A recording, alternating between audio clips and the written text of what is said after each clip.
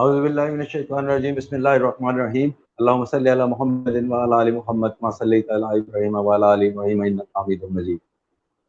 قائرین اکرام، ندیم آپ کی خدمت میں حاضر ہے۔ کرونا کی قصہ تو پرینہ ہو گیا۔ اب کرونا جو ہے وہ آہستہ آہستہ کرونا سے اب آفٹر کرونا ورڈ کی طرف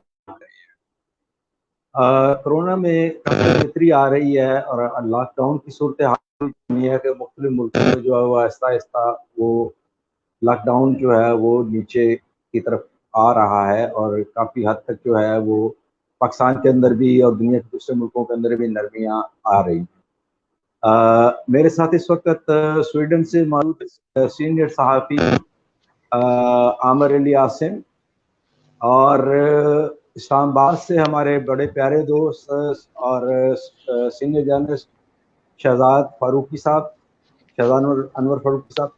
تو ہم اس کے اوپر آج ذرا گفتگو کریں گے کہ تو عاصم جو ہے وہ ہم عاصم سے جاننا چاہیں گے سویڈن کے اندر جو ہے وہ کرونا کی کیا صورتحال ہے اور لاک ڈاؤن کی صورتحال ہے، اور اس کے بعد ہم فاروقی صاحب سے پھر بات کریں گے کہ جو آفٹر کرونا ورلڈ اور بیفور کرونا اور آفٹر کرونا ورلڈ جو ایک ٹرم ہے، اس کا آگے کیا اس کے امپیکٹ ہے، یہ کیا تھرڈ ورلڈ وار کی طرف ہم جو ایک تھیوری ہے وہ کیا ہے، اس کی طرف وہ جا رہے ہیں، وہ کہاں تک سچ ہے۔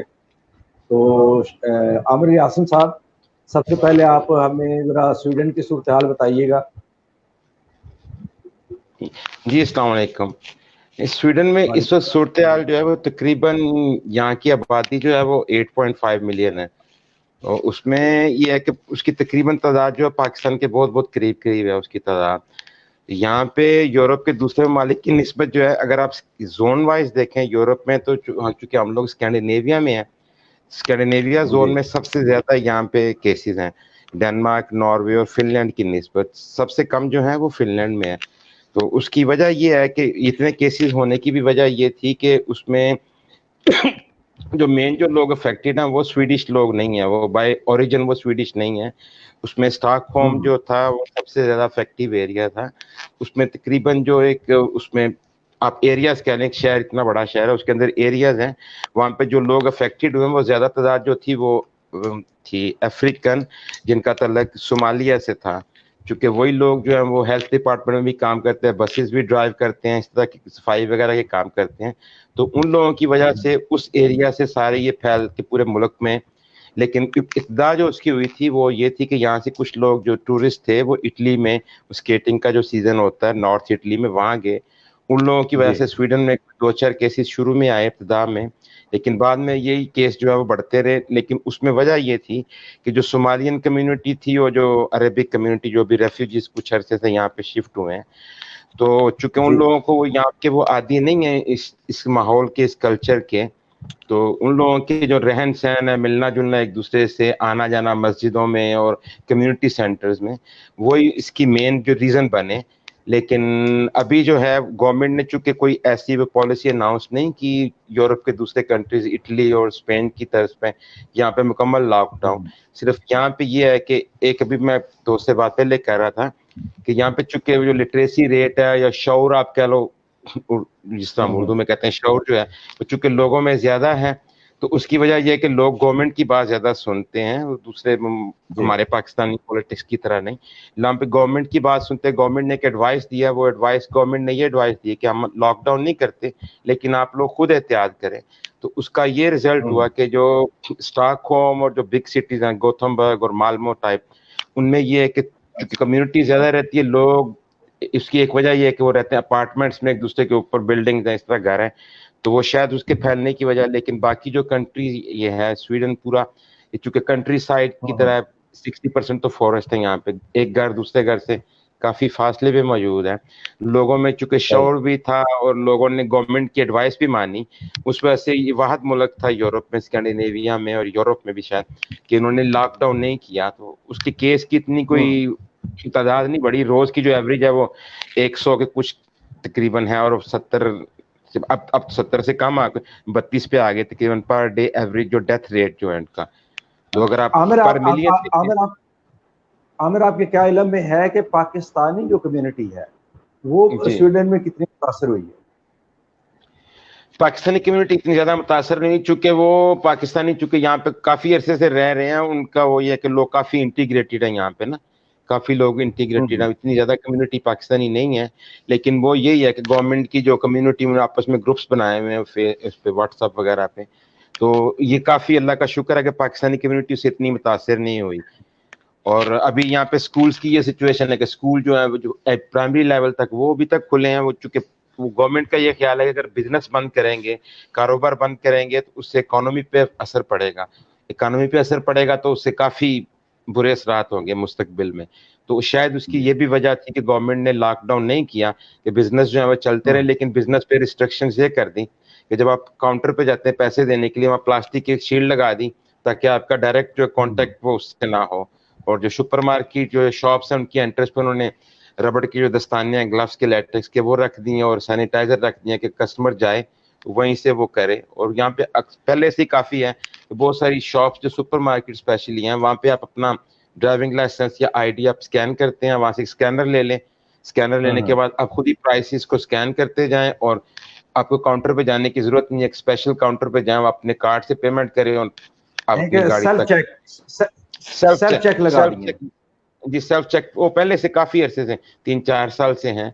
और यहाँ पे वैसे भी ये था कि पहले लोग जो है अब कैश से, सिर्फ हमारे फॉरेनर लोग जो वो कैश से पेमेंट करते हैं, जो स्वीडिश लोग हैं वो कैश का रुझान ही नहीं यहाँ पे स्वीडन में। 2025 में तो वैसे वो कैश फ्री करना चाह रहे हैं इस कंट्री को, कार्ड से आप पेमेंट करते हैं। पहले लिमिट थी 200 करोड़ तकरीबन, वो बनते हैं कोई 20-22 हजार पाकिस्तानी। अब उन्होंने कोरोना वायरस की वजह से उसको 500 पे कर दी लिमिट, 500 करोड़ जो है वो तकरीबन 55-60 हजार पाकिस्तानी रुपए हैं। कार्ड पे आप स्कैन करते हैं, आपको जो बटन जो है वो पिन कोड वगैरह उसको टच करने की जरूरत नहीं है, उसी पे आप स्कैन करेंगे कार्ड पे या मोबाइल से, तो आपको कोई इतना वो खतरे वाला चांस नहीं है। खतरे का चांस यही था, कम्युनिटी सेंटर जो है वो उन्होंने बंद कर दिए थे, बड़े जो है इवेंट्स थे वो वैसे ही ऑलरेडी कैंसिल कर दिए उन्होंने। तो उसकी शायद कामयाबी की वजह ये है कि गवर्नमेंट की जो पॉलिसीज थी उन्होंने लोगों ने उस पर अमल किया, गवर्नमेंट को सुना है, तो इस वजह से शायद जो है वो कितने केसेस ज्यादा सामने नहीं आए। ठीक है, अच्छा अब हम शहर इक़्तिदार की तरफ जाएंगे। जनाब मेरे भाई, मेरे प्यारे दोस्त शहजाद अनवर फारूकी साहब, सीनियर साहबी शहजाद अनवर फारूकी साहब मौजूद हैं। फारूकी साहब, पंजाब के अंदर तो 9 को पहले तो एक अनाउंसमेंट थी कि 9 को जो है पंजाब में जुज़वी तौर पर लॉकडाउन ख़त्म होने जा रहा है। फिर अभी फयाजुल हसन चौहान की प्रेस कॉन्फ्रेंस आ गई कि जी नहीं, रमज़ान में हम लॉकडाउन ख़त्म करने नहीं जा रहे। अब फेडरल गवर्नमेंट किसके बारे में क्या पॉलिसी है, अब क्या देख रहे हैं कि फेडरल गवर्नमेंट जो है वो लॉकडाउन खत्म करने जा रही है? बिस्मिल्लाहिर्रहमानिर्रहीम। जी बहुत शुक्रिया मियां साहब। देखिए पंजाब की हद तक आपने खुद ही फरमा दिया कि पंजाब ने पहले एक बात कही और फिर उसके बाद उस पर नजरसानी भी की। वफाक की हद तक जो आज कमांड एंड कंट्रोल सेंटर का इजलास हुआ उसमें कुछ चीज़ें उन्होंने तय कर ली, जिसमें उन्होंने 3 शहरों की हद तक जो फ़िज़ाई राब्ते हैं वो बहाल करने का उन्होंने फैसला किया है कि लोकल जो परवाज़ें हैं वो शुरू करने जा रहे हैं। रेलवे के हवाले से भी सुना है कि कल तक वो फैसला आ जाएगा। देखिए वज़ीर आज़म पाकिस्तान इमरान खान जो हैं वो शुरू से कंप्लीट लॉकडाउन के ख़िलाफ़ हैं, और ये बात आप ज़हन में रख लें कि ये सारी चीज़ें जिस तरह अब आप आहिस्ता आहिस्ता दुनिया के तमाम ममालिक जो हैं वो लॉकडाउन को खोलने की तरफ आ रहे हैं, तो ये बात आपको ज़हन में रखनी चाहिए। जो अभी आसिम साहब भी बात कर रहे थे कि मईशत अगर बैठ जाए तो मुल्क वैसे ही बैठ जाता है, और लोगों का तो फिर हाल उसके साथ बहुत ही बुरा होता है। इसलिए हमारे यहाँ वो नीम दरुं और नीम बरुं वाली सिचुएशन थी, और किसी हद तक लॉकडाउन था भी और नहीं भी था, कहीं है कि नहीं है हरचंद। तो ये एक इस तरह की सिचुएशन थी कि जिसमें हमने तकरीबन दोनों तरह का देखा। बहुत सारे लोग जो बहुत ज़्यादा मोहताज थे वो घरों से निकलना बंद कर दिया, कुछ उन्होंने अपने जो मैयस थे वो भी उन्होंने लिए, दस्ताने, मास्क, सैनिटाइज़र और ये वो। और कुछ लोग वो हैं जो मैंने और आपने देखे हैं बाजार में फिर रहे हैं और उनको बिल्कुल परवाह नहीं है, और वो ये समझते हैं कि शायद ये गरीबों को इफेक्ट नहीं करती और अमीरों को इससे ज़्यादा प्रॉब्लम होनी चाहिए। तो ये एक ऐसी सिचुएशन है जहाँ पे हम एक ऐसे मुआशरे में रहते हैं, जैसे अभी आसिम साहब ने कहा कि वो एक बड़ा लिटरेसी रेट के हवाले से बड़ा ऊंचे दर्जे में गिने जाने वाला स्वीडन एक मुल्क है। पाकिस्तान एक ऐसा मुल्क है جہاں پہ ہم ہر چیز میں اور ہر بات میں ایک کانسپریسی تھیوری ڈھونڈتے ہیں. ہمارے نزدیک یہ بھی سازش ہے, پتہ نہیں چائنا نے بنائی ہے, پتہ نہیں امریکہ نے بنائی ہے, کہ پتہ نہیں برطانیہ کی لیبارٹری میں بنا ہے, یہ کوئی لے کے آیا ہے, یا ہمیں ڈرایا جا رہا ہے اور اس میں کوئی حقیقت نہیں ہے. یہ ساری چیزیں سائمنٹیلینسلی ساتھ ساتھ چل رہی ہیں. کچھ لوگوں کا کہنا ہے دیکھیے جی آپ نے فلاں چیز بھی کھول دی, فلاں چیز بھی کھول دی, سارا زور آپ کا مساجد پر ہے. اب معاملہ یہ ہے کہ جہاں اتنے قسم کے اسکول آف تھاٹ کے لوگ موجود ہوں جس معاشرے میں, وہاں پر آپ کو یونیفائڈ پالیسی اس طرح کی نہیں مل سکتی اور نہ اس طرح کا عمل درآمد مل سکتا ہے. یہ ایک طرح سے خوبصورتی بھی ہے ہمارے نظام کی اور یہ بدصورتی بھی ہے. اب اس وقت ہم جس طرح کی صورتحال میں مثلا آج کے جو اعداد ہیں ہمارے, اب تک ہمارے پاس 22,500 لوگ ہیں جو افیکٹ ہوئے ہیں, اور یہ 10 لاکھ سے اوپر کے ہم نے کو ٹیسٹ کیے ہیں, 560 کے لگ بھگ جو ہے وہ اموات ہوئی ہیں, اور صرف آج کے دن 40 اموات ہوئی ہیں, جو کہ اب تک کا پاکستان کا سب سے بڑا نمبر ہے. اسی طرح سے جو کیس پازیٹیو بتائے جا رہے ہیں پاکستان کے حوالے سے, وہ آج کے دن میں 1042 ہے, جو کہ بہت بڑا نمبر ہے. یعنی اب ہم ڈیلی 1000 کی تعداد سے پروگریس کر رہے ہیں کرونا پازیٹیو کے حوالے سے. تو یہ ان ساری چیزوں کو مد نظر رکھتے ہوئے اب کل جو اجلاس ہے اس میں یہ فیصلہ کیا جائے گا. لیکن میرا ماننا یہ ہے کہ یہ 4-6 گھنٹوں کے لیے کچھ ایس او پیز کے ساتھ یہ اس کو نرم کرنے جا رہے ہیں. یہ کچھ نہ کچھ رعایت دیں گے اور پھر ہفتہ 10 دن کے بعد اس کو ری وزٹ کریں گے کہ کیا ہوا, اس سے بڑے یا کم ہوئے, اور اس کی بنیاد پر پھر اگلا فیصلہ لیں گے. اچھا, جیسے پنجاب میں اپنا شداد اجلاس بلایا گیا ہے پنجاب اسمبلی کا 8 اپریل کو, تو آپ کے کیا علم میں ہے, کوئی ایسی خبر ہے کوئی اطلاع کہ جو یہ مطالبہ آ رہا تھا اپوزیشن کی طرف سے کہ پارلیمان کا مشترکہ اجلاس بلایا جائے؟ جی اپوزیشن نے ریکوزٹ کیا تھا اجلاس, میاں صاحب اپوزیشن نے ریکوزٹ کیا تھا اجلاس, لیکن وہ پھر ریکوزیشن نے واپس لے لی. لیکن کہا یہ جا رہا ہے کہ 11 یا 12 کے قریب حکومت خود 11 یا 12 مئی کو پارلیمان کا اجلاس طلب کرنے جا رہی ہے. ابھی مشترکہ یا صرف قومی اسمبلی, یہ فیصلہ بھی ہونا باقی ہے. لیکن اصل میں چونکہ آپ کو پتہ ہے کہ بجٹ کی بھی آمد ہے, اور ہم نے بجٹ کے حوالے سے بھی جو کام کرنے ہیں, دفاتر جس طرح سے جتنے گھنٹوں کے لیے کھل رہے ہیں, تو ہماری مشکل ذرا سوا ہے دوسروں کے کہ ہمیں ابھی ان مہینوں میں یعنی ان دنوں میں ہمیں بجٹ کی تیاری بھی کرنی ہے, کرونا کی حکمت عملی بھی تیار کرنی ہے, سٹیک ہولڈرز کو ایک پیج پر بھی لانا ہے, اور لوگوں کو اس پہ قائل بھی کرنا ہے, اور لوگ وہ جو کہ بہت سارے مکتبہ فکر سے تعلق رکھتے ہیں.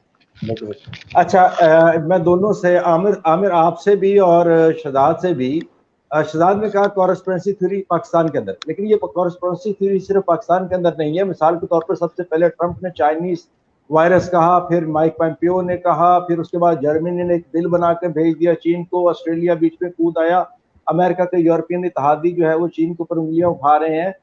تو مسئلہ یہ ہے کہ اب یورپین میڈیا یہ ایک نئی چیز کو اٹھا رہا ہے, ویسٹرن میڈیا جو ہے وہ نئی تھیوری دے رہا ہے. وہ تھیوری دے رہا ہے کہ جی ٹریڈ وار کے بعد اب ایک تھرڈ ورلڈ وار جو ہے وہ جا رہا ہے. جیسا کہ ابھی کل بھی جو ہے اجلاس ہوا یونائٹڈ نیشن کا, اور اس میں امریکہ نے بائیک آؤٹ کیا, اور امریکہ نے کہا کہ ہم نہ صرف اس میں اجلاس میں شریک ہوں گے, UN نے جو بلایا تھا ویکسین کے لیے, اور نہ ہی ہم اس کے لیے فنڈنگ کریں گے. تو چین نے بھی ایک سفیر بھیجا, اس نے بھی کہا ہم بھی فنڈنگ نہیں کریں گے. تو ذرا آپ دونوں اس کے اوپر ذرا تھوڑی سی روشنی فرمائیں, دونوں سینئر جرنلسٹ ہیں, کہ یہ جو تھرڈ ورلڈ وار والی تھیوری ہے ٹریڈ وار کے بعد, یہ کہاں تک یہ اس کا ہے, یہ کوئی نظر آ رہا ہے کہیں پہ آپ کو کچھ؟ جی میں بتاتا ہوں. پہلے یہاں پہ چونکہ جس معاشرے میں ہم رہتے ہیں, یہاں پہ بہت سارے کنٹریز جو یورپ کے, وہ تو امریکہ کو شاید فالو کرتے ہیں, لیکن اکثریت جو کنٹریز ہیں وہ شاید نہیں فالو کرتے. میں آپ کو سویڈن کی مثال دیتا ہوں. جو سیکنڈ ورلڈ وار ہوئی اور اس سے پہلے جو ورلڈ وار تھی, سویڈن واحد کنٹری تھا جو کہ اس جنگ میں شامل نہیں تھا, جس کی وجہ سے سویڈن شاید دنیا کا پہلا ملک تھا جس نے سب سے پہلے ریفیوجیز جو ہیں وہ ایکسیپٹ کیے. وہ اس قسم کی تھیوریز میں وہ شروع سے ان کی پالیسی ایسی اس کنٹری کی شاید کہ وہ اس میں آنا نہیں چاہتے. تو یہاں پہ اس وقت کرونا وائرس کو وہ ایک وبا کی صورت میں لے رہے ہیں, ایک انٹرنیشنل وبا جو پھیلی ہوئی ہے, اس سے محفوظ رہنے کے لیے اور اپنے لوگوں کو محفوظ رکھنے کے لیے ان کی جو پالیسیز ہیں یا ان کی جو ایفرٹس ہیں وہ صرف اپنے لوگوں کو محفوظ کرنے کے لیے, اپنے کنٹری کو, اپنی معیشت کو محفوظ کرنے کے لیے ہے. اگر آپ بات کریں فرانس کی اور جرمنی وغیرہ کی, یہ میں بھی شاید یہ لوگ امریکن پالیسیز کو ان کو فالو کرتے ہیں, لیکن میں چونکہ اپنے ایریا کی بات کر رہا ہوں, اپنے خطے کی بات کر رہا ہوں, اسکینڈینیوین کنٹریز میں ایسی کوئی تھیوری نہیں ہے. ان کی جو پریورٹی ہے وہ یہ ہے کہ اپنے لوگوں کو کیسے محفوظ رکھا جائے, اپنے کنٹریز کو, اپنی معیشت کو کیسے محفوظ رکھا جائے. ابھی تک جو ان کا ایم جو ہے وہ یہی ہے. جی صحیح. جی شہزاد. اچھا میاں صاحب دیکھیے, یہ جو ابھی بات کی عامر صاحب نے, اس میں بڑا فرق ہے ان کے یہاں اور ہمارے یہاں. ہمارے یہاں تو آپ کو پتہ ہے کینسر کا علاج بھی ہم تعویذ گنڈوں سے کرنے کی کوشش کرتے ہیں, اور ساس اور بہو کے جو تعویذ ہیں اور جادو ٹونے ہیں وہ ہم سب جانتے ہیں. ایسے معاشرے میں اور ایسی سوچ رکھنے والے لوگوں میں کانسپریسی تھیوری کو منوا لینا نسبتاً آسان ہوا کرتا ہے. ابھی میں سوشل میڈیا پہ ایک ویڈیو تھی وہ دیکھ رہا تھا جس میں وہ کہا یہ جا ڈاکٹر تھے جنہوں نے ایک پریس کانفرنس کی یوٹیوب پہ لائیو کی, اور بعد میں یوٹیوب نے وہ اٹھا لی. امریکن ڈاکٹر تھے جنہوں نے کہا کہ ایسا کچھ بھی نہیں ہے, اور ہمیں جان بوجھ کے یہ مجبور کیا جا رہا ہے کہ کوئی آدمی کسی بھی مرض سے اگر مرے تو اس کی کاز آف ڈیتھ جو ہے وہ اس کو کورونا لکھ دے تاکہ ایک فیئر کریٹ ہو. اچھا اب اس میں کچھ ڈاٹس ایسے ہیں, میں نے کچھ ویڈیوز ایسی بھی دیکھ رکھی ہیں جس میں یہ کہا گیا کہ ایک وبا آئے گی, اس وبا کو کاؤنٹر کرنے کے لیے جو ویکسین ہوگی بنیادی طور پر اس ویکسین میں کسی طرح کا کوئی الیکٹرانک چپ جو ہے وہ آپ کے جسم میں داخل کر دیا جائے گا اور اس کے ذریعے آپ کو کنٹرول کیا جائے گا. اچھا اگر یہ بات کورونا کے آنے کے بعد آتی تو شاید مجھے یہ ایک فضول سی بات لگتی, لیکن اگر یہ دسمبر 2019 سے پہلے بابا سمسن کا بھی سہارا لیا گیا اس میں, بابا سمسن کا بھی سہارا لیا گیا. جی جی جی جی. تو کہنے کا مطلب یہ ہے کہ یہ اتنی قسم کی چیزیں مارکیٹ میں اویلیبل ہیں کہ آپ پریشان ہو جاتے ہیں, اور اچھی خاصی عقل سمجھ رکھنے والا آدمی بھی پریشان ہو جاتا ہے کہ وہ کس طرف جائے. لیکن اس میں کوئی شک نہیں ہے, جو آپ نے پہلا سوال کیا تھا اس گفتگو کے آغاز میں, میں اس کو ایڈریس کرنا چاہوں گا. دیکھیے کرونا حقیقت ہے یا تھیوری ہے, یا وبا ہے یا نہیں ہے, لیکن یہ ایک حقیقت ہے کہ اب آپ کو اس کے ساتھ زندہ رہنا سیکھنا ہے. آن اے لائٹر نوٹ لوگ کہتے ہیں کہ جس طرح انسان اپنی بیوی کے ساتھ رہنا سیکھ جاتا ہے, اسی طرح الٹیمیٹلی ہم لوگ کرونا کے ساتھ بھی جینا سیکھ لیں گے اور کرونا کے ساتھ گزارا کرنا سیکھ لیں گے. اب یہ ایک نئی دنیا ہے جس میں ہو سکتا ہے 2-4 سال تک آپ کی جو انٹرنیشنل فلائٹس ہیں وہ اس جیسے معمول پہ نہ آ سکیں جس آسانی سے ہم پہلے آ جایا کرتے تھے اور چلے جایا کرتے تھے. اسی طرح سے دکانوں میں میل ملاپ جو ہے یا دوستوں کے ساتھ میل ملاپ ہے وہ آپ کا اس وقت تک اب شاید آسان نہیں ہوگا جب تک باقاعدہ کو ویکسین آ نہیں جاتی. اب یہ اس کے بعد ایک نئی بحث شروع ہوگی کہ یہ ویکسین لگوانی ہے یا نہیں لگوانی, میں نے امریکہ والی ویکسین لگوانی ہے یا چائنا والی لگوانی ہے. دنیا اب نارملائزیشن کی طرف آ رہی ہے. دنیا میں اور جگہوں پہ بھی شہر کل سے کھلنے شروع ہو رہے ہیں اور اس کا عید یا رمضان سے کوئی تعلق نہیں ہے. اسی طرح سے یہ دیکھیے کہ ادھر جنوبی ادھر افریقہ میں کسی ملک میں انہوں نے جو فٹ بال کے میچ ہیں وہ بغیر تماشائیوں کے کرانے کی پلاننگ شروع کر دی ہے. انگلینڈ جو ہے وہ اگلے آنے والے کرکٹ سیزن کے حوالے سے 5 میچ وہ سمجھتا ہے کہ وہ بند گراؤنڈز میں کروا سکتا ہے انٹرنیشنل میچ.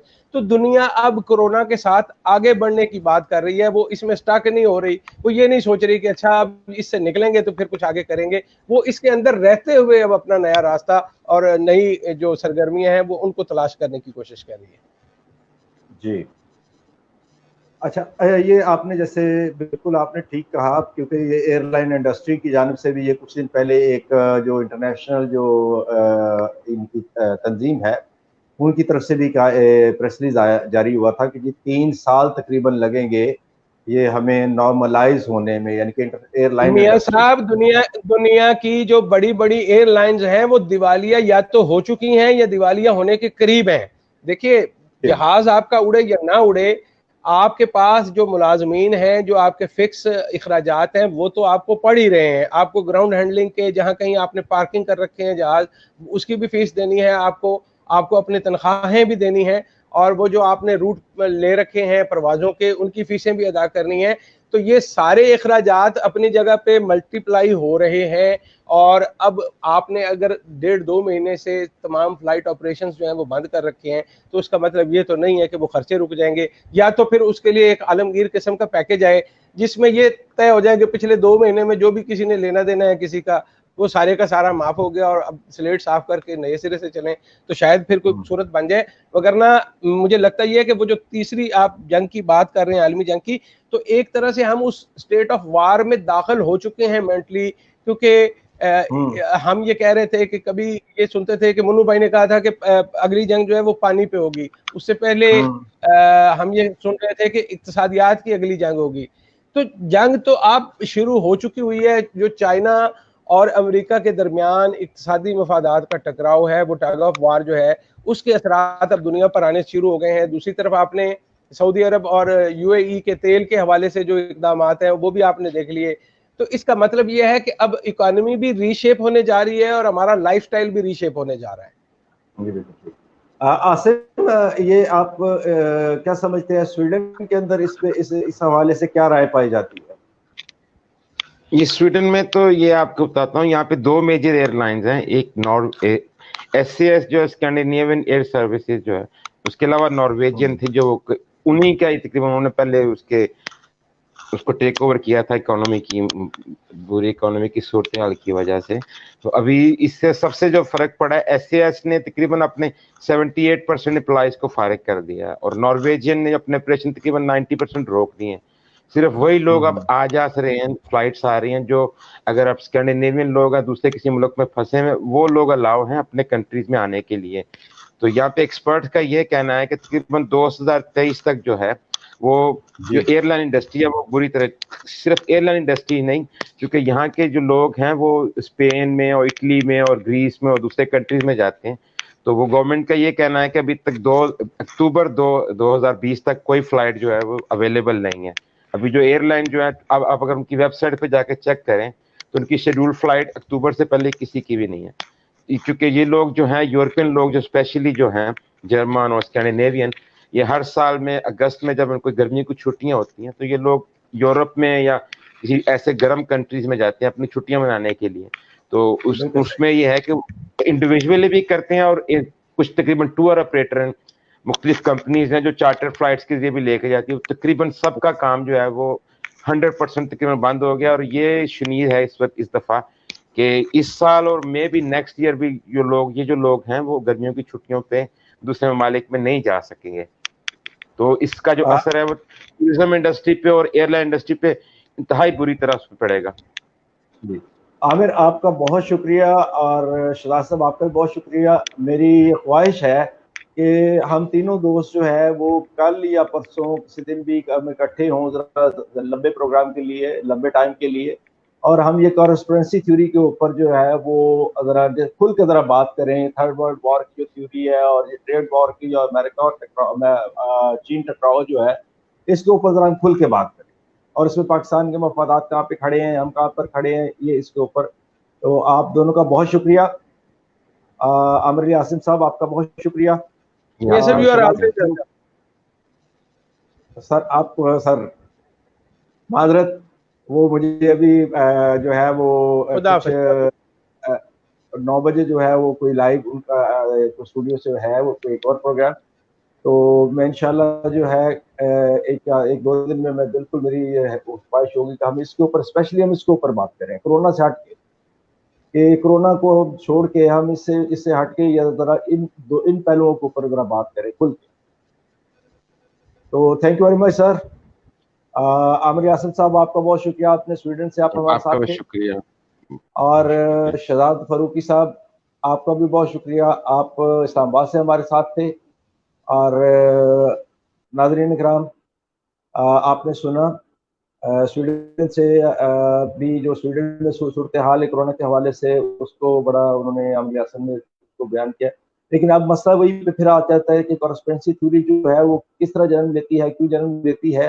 اب آپ ویسٹرن میڈیا اگر اٹھا کے دیکھتے ہیں تو ویسٹرن میڈیا خود کارسپرنسی تھیوریز کو جو ہے وہ پروموٹ کر رہا ہے. اور یہ میں عام کسی کوئی چھوٹے موٹے کو اخبار کی یا چھوٹے موٹے چینل کی یا چھوٹی موٹی ویب سائٹ کی بات نہیں کر رہا, یہ میں مغرب کے مین سٹریم میڈیا کی بات کر رہا ہوں. یہ مغرب کا مین سٹریم میڈیا جو ہے وہ اب is beating the drum of the war. سو یہ کیا ہوگا یہ کل کو, یہ آنے والا کل بتائے گا. انشاءاللہ ہم اس کے اوپر بات کریں گے, اس کے اوپر ہم ایک پورا پروگرام کریں گے. اور اس میں میں معذرت خواہ ہوں اپنے ناظرین سے کہ ہم سوال نہیں لے سکے وقت کی کمی کی وجہ سے، اور انشاءاللہ کچھ دنوں میں ہمیں ایک اور پروگرام جو ہے اس کے اوپر کریں گے، اور اس میں ہم کھل کے پھر آپ کے سوال بھی لیں گے۔